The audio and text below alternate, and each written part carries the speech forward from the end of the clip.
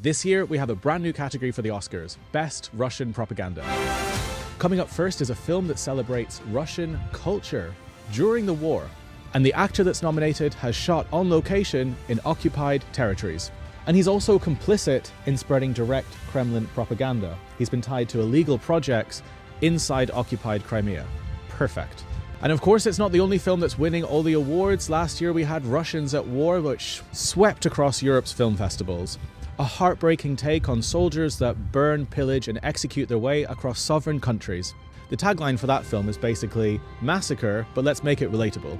And of course, Anastasia, the director of this film, was on the front lines. The Russian front lines, that is. And let's be clear, you don't really go to the Russian front lines without Putin basically personally stamping your press pass. So that's great, the Kremlin is basically the co-director.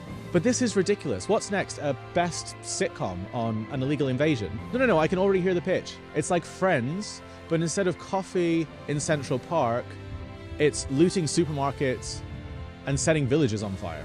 Hilarious. But let's be very clear what this is. This is propaganda. This is slow motion shots with sad violin music to paint war criminals as sympathetic. But here's the absolute kicker with this. Russia knows exactly how much Western media loves balance, even if it's bullshit. Because Western media love the whole two sides to every story nonsense. And this is happening in the exact same week that we've seen countless prisoners of war being executed by the Russians. That is the same state that's been promoted in Hollywood today. And this is also proof that Russian propaganda isn't just bots on Twitter, isn't just Russia Today. The tentacles of the Kremlin and the tentacles of that propaganda reach every single corner of our society, and that includes our film festivals. Our film festivals who are rolling out the red carpet for these people. And again, this is about legitimizing Kremlin lies. It's about creating false balance and trying to convince the West that there are two sides to this war, that somehow Russians are innocent.